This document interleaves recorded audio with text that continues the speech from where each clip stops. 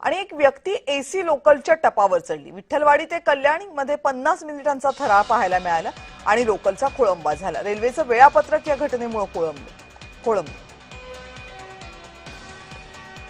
हीच ती व्यक्ती आहे जी एसी लोकलच्या टपावर जाऊन बसली आणि त्यानंतर जवळपास 50 मिनिटे ही व्यक्ती तिथेच होती। मग या व्यक्तीला तिथून उतरवेपर्यंत लोकल थांबवावी लागली आणि अर्थात मुंबईमध्ये जर लोकल 5 मिनिट जरी थांबली एका जागी तरीही मागच्या सर्व लोकल गाड्यांचं वेळापत्रक कोलमडतं। या मार्गावरही तेच झालं। त्यानंतर रेल्वे पोलिसांनी या व्यक्तीला ताब्यात घेतलं।